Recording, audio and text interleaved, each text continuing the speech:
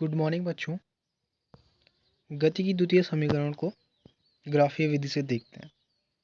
ये डायग्राम आपको पहचाना सा लग रहा होगा क्योंकि सभी इक्वेशंस में यही डायग्राम यूज़ होगा। पहली इक्वेशन में भी आपने इसी डायग्राम की मदद से उसको पहली इक्वेशन को इवेल्युएट किया था।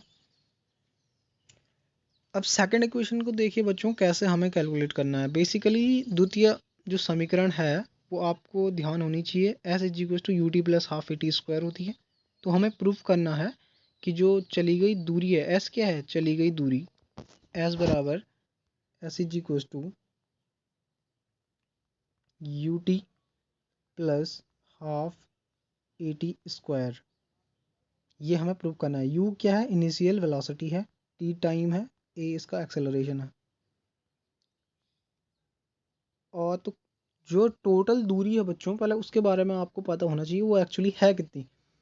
u यहाँ पे जो है वस्तु की पहली वेलोसिटी के साथ ये इसकी स्थिति है, और कुछ टाइम बाद, t टाइम बाद ये v वेलोसिटी एक्वायर कर लेता है। ये तो v वेलोसिटी यहाँ पे नहीं आएगी, ये v वेलोसिटी तो इस टाइम के लिए है। अब ये v वेलोसिटी टाइम देखिए इसके सापेक्ष कहाँ पे है, टाइम यहाँ पे है, ये है अभी टाइम। तो इस टाइम के सापेक्ष ये वेलोसिटी, तो इसका जो कोरिलेटेड पॉइंट होगा वो यहाँ पे होगा। कहने का मतलब है कि वस्तु जो है यहाँ से यहाँ पे पहुँच गई है और उसकी वेलोसिटी जो है u से v हो चुकी है। अब इन सब चीज़ के बीच में उसका जो एक्सेलरेशन है हम इससे दिखा सकते हैं। तो इतना पूरा जो है मोशन करने के लिए इस वस्तु को कितनी दूरी तय करनी पड़ी। तो दूरी अगर देखेंगे हम, तो एक्सेलरेशन के नीचे जितना भी एरिया कवर्ड है इसको दूरी से हम मेज़र करते हैं। पहले भी आपने किया है पिछले ग्राफ में, जहाँ पे दूरी को कैलकुलेट किया था। ये जो भी ये जितना भी एरिया है, ये पूरा एरिया जो है हमारी दूरी को बताएगा। तो इस एरिया को कैसे हम कैलकुलेट करें, ये इस लाइन के नीचे जितना भी एरिया है, ये वाला इस लाइन के नीचे जितना भी ये एरिया है, ये पूरा हमारी दूरी बताएगा। अभी आप देख रहे होंगे कि ये जो है एक समलंब बन रहा है। समलंब क्या होता है बच्चों, आपने पढ़ा होगा मैथ्स में। समलंब क्या होता है,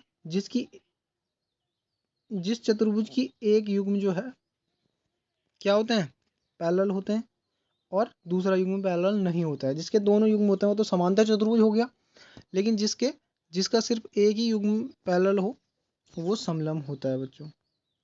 तो देखिए इस टाइप का कोई ये रेक्टेंगल बन रहा है, चतुर्भुज बन रहा है, ठीक है। तो इसकी ये पेयर तो पैरेलल है। ये दो भुजाएं बी सी और ए ओ, ये दो भुजाएं तो क्या है, समांतर है। आप देख रहे होंगे ये वाली भुजा और ये वाली भुजा, ये तो समांतर है, जबकि ये और ये समांतर नहीं है, तो समलंब बन रहा है। समलंब चतुर्भुज का फॉर्मूला भी लगा सकते हैं आप इस पे। और दूसरी तरफ से आप ये भी दे सकते हैं कि यहाँ पे एक आयत बन रहा है, एक आयत बन गया, और ऊपर एक त्रिभुज बन रहा है। समलंब बेसिकली आयत और त्रिभुज से ही मिलके बनता है। तो आप इस दूरी को तय करने के लिए आयत का क्षेत्रफल लगाइए, ये धन त्रिभुज का क्षेत्रफल लगाइए ये। तो आयत का क्षेत्रफल होता है L इंटू बी, लंबाई गुणा गया चौड़ाई, धन त्रिभुज का क्षेत्र 1/2 आधार गुणा गया ऊंचाई। इसको लगाइए, इन दोनों को जोड़ दीजिए। तो L इंटू बी, लंबाई गुणा गया चौड़ाई। तो लंबाई कितनी है इस आयत की, लंबाई ये है। ये क्या है, ये टाइम है। आयत की लंबाई क्या है, आयत की लंबाई ये है, तो ये टाइम है। और ऊंचाई क्या है, ऊंचाई u है, t इंटू यू आ जाएगा। प्लस अब त्रिभुज का क्षेत्रफल, त्रिभुज का क्या है, 1/2 आधार कितना है, आधार यही है, आयत की जो लंबाई है t। और ऊंचाई कितनी है, ऊंचाई अगर आप देखोगे तो कितनी आ जाएगी, कितना था ये, v माइनस यू, 1/2 पुट करोगे बच्चों तो ये बी डी की वैल्यू कितनी आएगी, ये त्रिभुज का क्षेत्रफल आधा 1/2 आधार कितना है t, और ये कितनी है B D value, B D value है v माइनस यू। और आपने पहली जो इक्वेशन निकाली थी गति की पहली समीकरण, वहाँ पे आपने सॉल्व किया था कि v is equal to U plus A T, ये पहली समीकरण है। तो v माइनस यू बराबर क्या आएगा, v माइनस यू की वैल्यू यहाँ से ए टी आ जाएगी, यहाँ पे रखिए उस वैल्यू को।